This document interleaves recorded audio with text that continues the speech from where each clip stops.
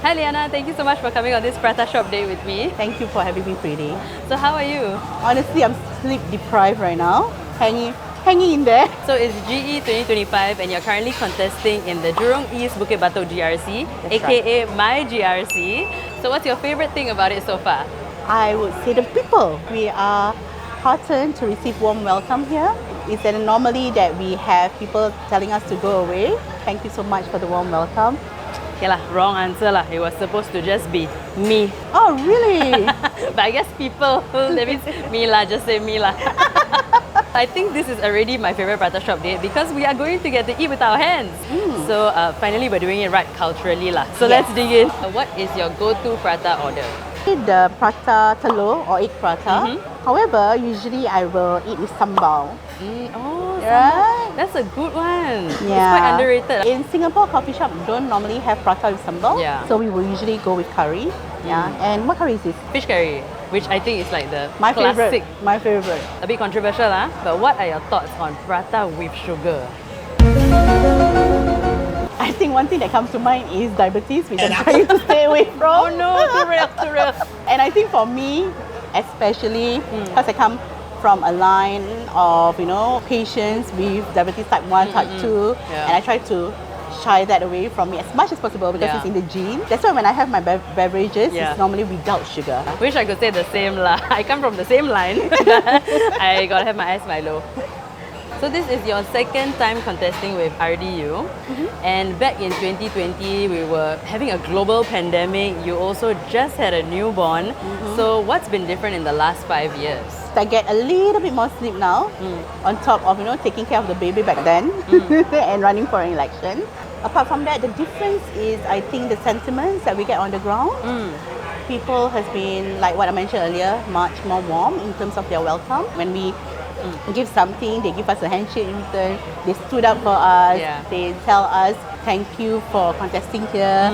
They share with us thank you for being here and all the very best. So all Yeah. the warm, nice wishes. Another different thing that I can see is the additions of new wards into the new GRC. I mean, when I contested in GE 2020 was Jurong GRC, right? But now it is Jurong East Bukit Batok GRC. So we have like new brothers and sisters being added into the Yeah. new GRC.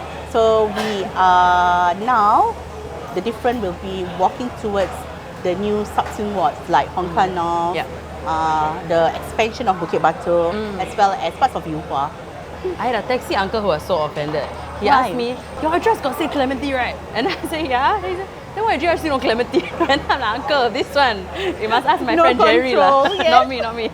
Every time it's election season, we hear a lot of promises, sometimes empty promises. But at my party, the Singapore Stop Party, everything I promise I can deliver. Ask and you shall receive. We have Sambal with your prata. Thank you. Oh, wow. This is the very classic example of delivering and under promising and over delivering. Yeah, under promising. I never promised. Yeah. But I set the expectations not even low, underground, So, shout out to the Malaysia auntie. She gave us the sambal. Yes. So I'm going to say hi to her later. This GE, you're not just a candidate, but you're also an entrepreneur. You're also an operations manager at a non-profit organization. You're also an author, and most importantly, a mother. So how do you manage it all? I would like to commend you first. You've done a lot of homework. So well done over there. Well prepared. Thank you. How do I manage it all? I would have to be candid and honest. I don't know. So that's my first answer. I think secondly, it's all about time management and priorities. Yeah. So you have to prioritize. That's the most important thing. Do you feel like all these roles work hand in hand? To a certain extent, I would say, I think working at a non-profit organization, I get to impart my learnings from my workplaces to my family. So I think in a way we grow as we work and Yeah. we get to learn from every facets of life in our role. And I feel like with anything we do in life, it's just about learning from every experience that you have, whether it's good or bad, finding out what the takeaways are, figuring out how it can help you anywhere else in your life. If not, what's the point of experiencing something negative, for example? That's true. And if you don't take away the learning from it, then how can you be a better human being after that? I think not a lot of people are trying to be a better human being to begin with. Like, want to know if my neighbours are complaining about me. So what are some on-ground sentiments that you have heard in the Jurong East Bukit Batok GRC? Oh, apart from noises, Me we shouldn't apologize as women with loud voices. Correct, We should correct. own it, I'll right? continue to be a public nuisance. A lot of municipal issues. So it can be cleanliness of the estate. It can also be the connectivity. The interesting thing that we found in one of our walkabout is that there's this BTO plan. I think about a few years ago that sells some part of Bukit Batok West Okay. as having good connectivity, schools, to entice young couples and young families. When we were walking around, so this is a tea I'm spilling here, although I'm drinking kopi O, but it's a tea. Residents are giving feedback to us that, hey, this bus stop should be built 4 years ago. Ayo. Up until now, I've already moved from my resale flat to my BTO, and then the bus stop is still not here. And it's been 4 years. And we were like, oh my. Shout out to the person who snitched. This is the kind of like feedback that you guys want to hear, I'm sure. Though. Yes. I think it's important, especially when we are around, to keep our leaders accountable. Yeah, for sure. And like what you mentioned just now, right? During election, many promises are made and all that. So you make sure you need to deliver. RDU is a relatively new party. So if you were in the lift with a first-time voter and you had to elevator pitch them, how would you do it? What would you tell them about RDU? This sounds like I have to do like a business pitch. Shak Teng. Yeah, Shak Teng.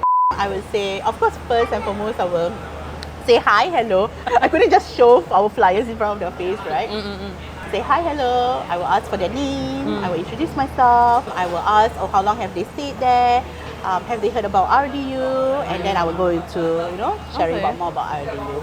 Yes, Yeah. I think the basic foundation is, for me at least, as a person, is to connect with another person and not to just, oh, I come with this agenda, I just need to shove my agenda into your face. Yeah. Correct. Which is very top down and it doesn't develop any long-term connection. It doesn't even develop any memorable moments for people to remember you by. Yeah. Yeah. But actually, how much time you have in the lift just depends on whether the lift is upgraded or not lah. That's true. So that's if they true. never do lift upgrading yet, maybe you got 1 minute, 2 minutes, a lot of time. If it were me, right, I would accidentally press all the buttons. What is one issue that your party is laser focused on tackling if elected? making sure that more money lands back in our pocket, in the citizens' pocket, in the residents' pocket. Yeah. There are ways to reverse back the GST increase. There are ways. And there are ways to carve fundings from other sources. There are ways. So if there's one thing that I want to do is to let more people have more money in their own pockets. I'm a mother myself, and I think at least $20, $30, $50 extra can help me buy groceries for meal for that week maybe, or maybe a few days. Yeah. I saw that you shared about how there was a resident who shared with you how they had to literally choose between paying for a medical consult or paying for the groceries that day. That really breaks my heart actually, because I mean it's not surprising to me, yet at the same time it's shocking that it still happened to this day and date. And it's just like a few days ago that I spoke with that resident. And it's heartbreaking that in this era that our residents, a true blue or true pink Singaporean, will need to look at their finances and then decide whether they are choosing between one meal for that day or they are choosing maybe like the medicine for that week. Yeah, basic necessities should not be a big decision like that. Maslow's hierarchy already stated that what our basic foundation, basic needs are. And if that is not even present in the first place, not even offered as an opportunity for the residents to not even need to make a decision on it, I think we fail in certain ways already. So when I hear red dot, I think married Indian woman lah. But what are 3 words you would use to describe Red Dot United? I'm sorry, that's a good one. Transparent, accountable, and reliable. Honestly, everything I look for on a date. So thank you. I'm glad to be on a date with you. So I have to ask, this is a little bit of the elephant in the room. But during nomination day, the entire Red Dot United team repeated their speeches. Everyone noticed this. Some of them made memes about it online. But I want to understand, was this a team spirit thing or was it an efficiency thing? Because I know timing was really intense. Neither of that. Oh. It's a strategy. Ah. I will leave it at that. Okay. Okay, I give you in on a bit, okay? Okay. Which is why we all say the same things.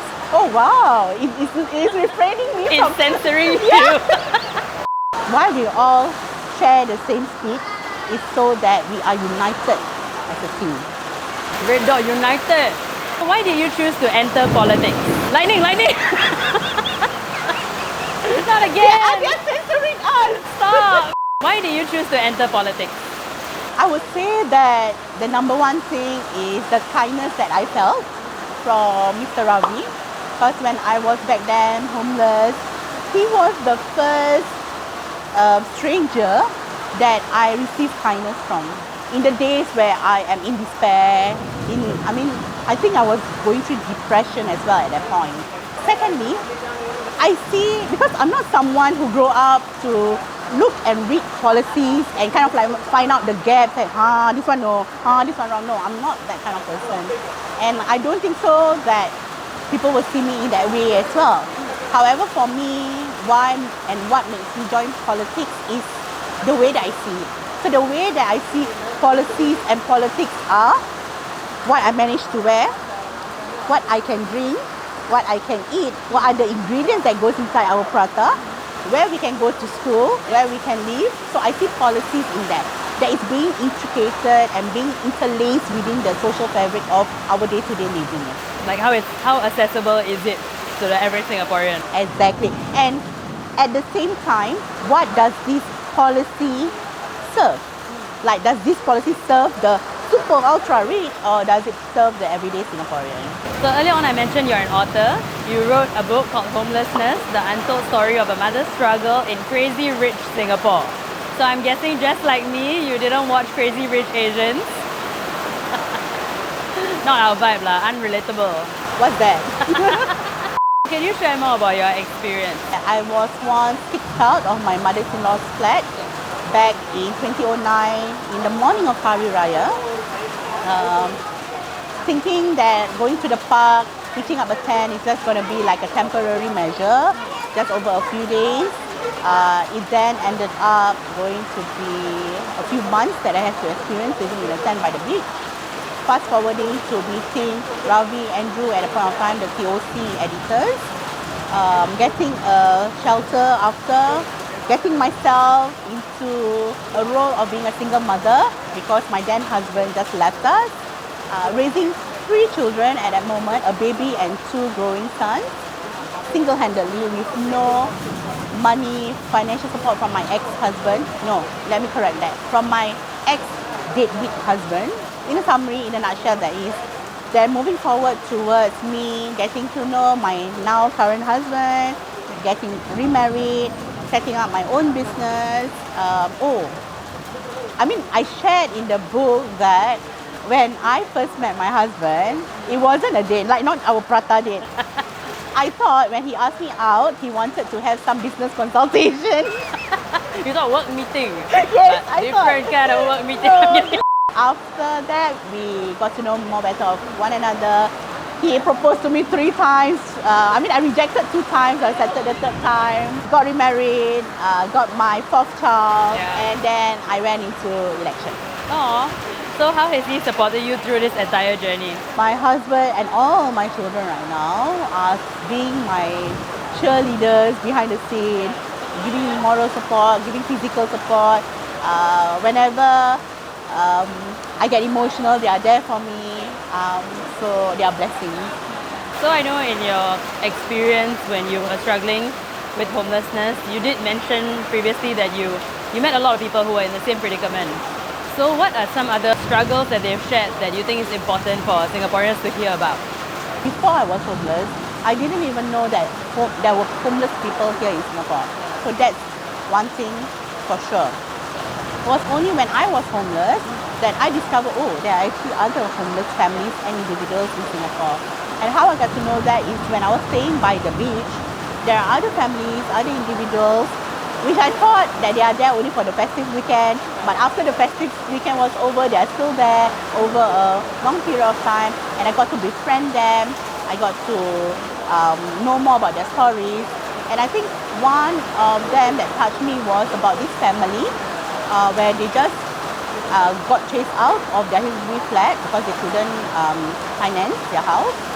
And that is also due to the fact that one of their parents had to go through a surgery, and the father has a bag that is attached to his body. And he was living there by the beach. And that really touched my heart. And even the kids who are going to school, they need to stop going to school and then contribute in a manner where they work part-time at McDonald's, KFC, those kinds. In my personal opinion, I feel like Singapore is a very out of sight, out of mind country. So I'm very glad that you chose to share your story. And what are some of the biggest takeaways you have from the experience? I think for me, the biggest takeaway is the spirit of looking out for one another, which we don't usually have it behind our closed doors in our HDB flat.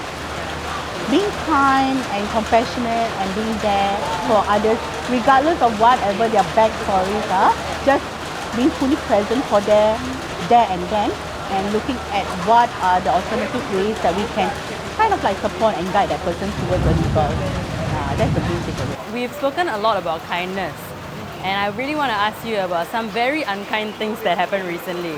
So I know you filed a police report against really mean, racist, sexist comments that you received online. So what was that experience like? Why did you choose to file a report? In the first place, when I saw those kind of comments, I kind of like brush it aside and say, part of parcel of this election period, of this campaigning period, and I'm pretty much used to it, honestly. I'm pretty much used to people even calling or saying mean or insulting things in front directly to my face. I'm used to it. And I kind of like pat myself on my shoulders that I've developed that kind of armor to say that, no, it won't affect me. However, after nomination day ends, the kind of comments gets more intense, and it gets spread out to other platforms. It goes into my personal public pages as well, and I think that crosses the line already. And I thought back as well on what would Liyana, who is not the Liyana now, do. Like what can Liyana do if, let's say, in the 10 years ago Liyana were to say something like that. And after consulting with the other leaders in RDU, after consulting with the media and committee, because one thing for sure is that I'm not a person to make a mountain out of a molehill. That's for sure. That's not my intention at all. However, what I feel is important is standing up and making that police report so that I can lead by example. I can show those minority women, even women from the majority races, to learn how they can speak up and stand up for themselves, and what are the resources made available for them to empower them to make right for their own self. Yeah, so earlier today, during my walkabout, a reporter came to me and asked, Miss Liyana, how do you feel when you are made a victim of such online comments, online bad comments, all that kind of thing? And I have to make it clear to her that first and foremost, I'm not a victim. I'm a survivor. And I think the narrative should be that way, where when we stand up for ourselves, we are not standing up because we are in a position where we're victimizing ourselves in a way. We want people to know that, hey, this is not right. As brown women, I really feel like we are made to feel like a reaction to something is an overreaction. And I also feel like we've been conditioned to just take it. You know, a lot of things we take it in our stride, but like getting insulted and being okay with it is not taking it in a stride. There's a fine line there on what you can tolerate and where you have to draw that line and be like, this is not okay. I will not let this one slide. I'm very happy you did that. I'm very happy you stood up for yourself, because I think standing up for yourself it's a big thing to do. It's a big task. And I also think it sets the tone. This is where you draw your boundaries. This is how you accept being treated. I mean, good points that you raised out there. Boundary setting might not come across naturally or easy for anyone. Yeah. However, it is the utmost important. And standing up for ourselves, not just claiming the boundaries that we have set, drawing the line in what's right and what, according to us, we're not comfortable with. It is also telling those who are harming people out there to self-reflect and see yourself. Do you know you are actually harming? Right? Are those words coming across hurtful. Yeah. And that's part of being kind, right? Being kind to yourself is a big part of being kind. That's true. Yes. And I think calling things out is very important as well, because when you don't, it sets the tone, right? So I think when you don't call out behavior like this, you start to see it on larger platforms. You start to see it on an election rally stage. Yes, people think that it is okay to just be that way, Correct. which is not. It's not definitely not okay. So I hope you don't mind, but as Singapore's top girl's girl, I took the liberty to prepare some clapbacks for you. Okay. In case you're ever in that position again, if someone's disrespectful to you in your comments, now you will know what to say. You can just copy and paste, okay? But just don't credit me lah, okay? So I'm going to give you some examples of problematic things people might say online and what you can say in response. Go back to the kitchen. Sure, after I finish cooking up these parliamentary questions. Huh? You don't belong in parliament. Neither does racism, sexism, or spam accounts. But here we are, right? Who are you to represent us? A citizen, just like you. Only I'm doing something about it, and you're not. Word. Can I order a nasi lemak? Can. $20 a packet. Oh, too expensive ah. Yeah lah, that's why you need to vote for me. Then I can talk about the rising cost of living lah. Nice one, I love that one. As somebody who lives on the internet, I get it. Like, people think it's really okay to say anything at all because you chose to put yourself online. So that means you're signing up for harassment, unsolicited advice, opinions. No, I'm signing up to exist, to entertain, to just do my thing on the internet. You just happen to be here and you're not being very nice in my space. There was once where my daughter was sharing with me because she was pretty affected in a way that she's reading about all of these mean, insulting comments that is being directed my way. So as I was sharing her tips on how to cope, I tried to switch her perspective, and I was sharing with her that, these people, they did not put $13,500 on the line. They did not take out that money from their pocket to put themselves out there. I would actually invite them, to be honest, to put $13,500 on the line and put that kind of comment and see how it goes. So speaking of your daughter, you have 4 children, so that literally means you have 4 members of the next generation a part of your family. When you think about a Singapore they'll grow up in, what does it look like?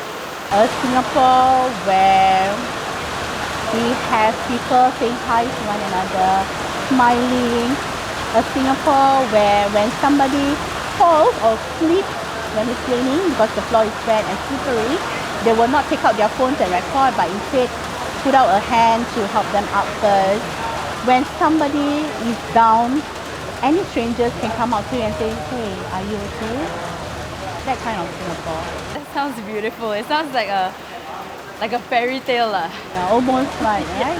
But I believe in our Singaporeans, given that we instill the right policies, the right economy, the right settings towards how Singaporeans can be empowered to live day in, day out, I believe we can achieve that with the support from the government in some form of ways, not the vouchers, okay? With a support of sustainable, progressive policies in place, then we can actualize that. I look forward to living in a Singapore like that. You've also spoken very openly about being a minority woman entering politics. So what's the biggest challenge in this space for you personally? Women trampling on other women. The men coming up to me and thinking I'm lesser than them. Saying that I'm lesser than them, I'm not equipped to lead. Staying focused on the election because there will be a lot of distraction being placed my way. I mean, I can give you one example today. We found out that our posters are being shredded, are being taken down, are being damaged. And I mean, is anyone right to express themselves in any manner? But that is not right to kind of vandalize public property like that. Vandalism is literally illegal, guys. What is some advice you would give to young women out there who want to have their voices heard and they want to get involved in politics?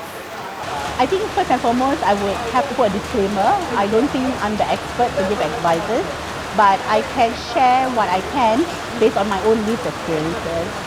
You have to not doubt yourself. And I think it's a human thing to do. We all self-doubt ourselves, but silence that. Because As a woman, when you want to step into a leadership role, you have to remove that out of the equation. And you have to believe in yourself strongly to know that you are there for a reason and you are there to lead and you are brave enough to do so. So own it. We already face a lot of doubt from every other source you can possibly think of. So let's not add self-doubt in there lah. I also want to speak a little bit about the Malay Muslim community.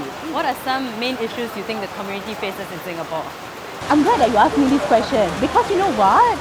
It's interesting to note that the main comments that were directed at me was placed under this video where I'm giving a speech while raising the issues from our Malay Muslim community. Things like, one, the Bahasa Melayu is actually a national language and we are proposing it to be an optional, non-examinable language in schools that anybody can pick up. Secondly, 14 February, we are proposing for it to be gazetted as Lieutenant Adnan Day. It was not spoke about. Instead, they asked me for order of nasi lemak. And the third issue that I point out is, we ask respectfully for the government to recognize Palestine as a sovereign state. We didn't even find that in the comments. These people will need to, although there's many distractions out there, and I mentioned just now, it can be one of my main challenges, right? Is that to kick back to the focus. It can also be deliberate. It can be deliberate in the actions to sway away from the points. The main points which I raised are the 3 points of what the Malay Muslim community is facing. Pay attention guys, everything is trying to distract you from what's important here. Cheers! My second cup of Milo! Oh, So I think in Singapore, naturally, when we bring up minority issues, I've not really heard much about the Indian Muslim community in Singapore. So what are some challenges you think the Indian Muslim community faces, and how do you plan to bring these issues up in Parliament if elected? Apart from the different races itself, we need to have more representation in terms of women being in Parliament. That's one. Secondly, the races these women are coming from as well. And I think at least in Red Dot United, we pride ourselves as we are being as inclusive as ever. And I am, at least for me, in the past in GE2020, I felt almost alone. But this round in GE2025, we have Madam Kala, we have Madam Emily, we have Madam Sharon, and there's Madam Liyana. So I would say that I'm proud that we are being represented in some ways. And representation is not tokenism. Please don't get me wrong. So to your question, how we can raise about other minority women issues are by the representatives owning up and surfacing up to Parliament. So we need more representatives from, especially one woman, two from all the minority races to be in Parliament. Vote us in. Madam Kala looked so badass on nomination day. Right? After she finished her speech on nomination day, don't know why the camera followed her. I was like, she looked like a movie star, and then she was wearing transition lenses. When we were announced as the team lead for the different GRCs like Jurong East, Bukit Batok, Jurong Central, Jalan Kayu, all that, there is this one netizen who created a comic strip out of us. So he created a comic, and then Madam Kala was super cool inside there with a transition shade, standing behind me like a secret agent, and I was there in front, in the comic and all that. It was super cool. Before we wrap up this date, I actually want to play a quick fire round. So this is going to be a fast game, one word answers or this or that. You just pick one lah. Teh or kopi? Kopi. NTUC or Sheng Siong? Sheng Siong. Which is the bigger achievement for women? Katy Perry going up to space or this Prata Shop Date today? Oh, this Prata Shop Date today, definitely. Hands down. So what's your go-to karaoke song? I am titanium. Walk about or door knocking? Door knocking. Best thing a resident has ever said to you? I will vote you. I will support you. Please do your best. Work hard. One word your kids would use to describe you? Tenacious. The most Singaporean thing about you? I would say laugh. Singlish lah. Singlish lah. 3 things that you always carry with you when campaigning? Tissue, handphone, myself. Best birthday gift for Singapore for SG60? Vote for RDU. And rate this date out of 10. How is it going? And remember, before you answer that, I'm from your GRC, huh? Yeah, 100 times 10 for sure. Hands down. The best. If there's one thing someone's going to take away from this interview, if it's their first time meeting you through this Prata Shop Date, what's the one takeaway you want them to have? Liyana is feisty. So thank you so much for your time, Liyana. But actually, you're welcome because I just gave you a trial Meet the People session if you become my MP lah. Thank you. Thank you for giving me the test run. And how has it been so far? I'll let you know my feedback later on. Sure, I'm open to listening. All good, all good.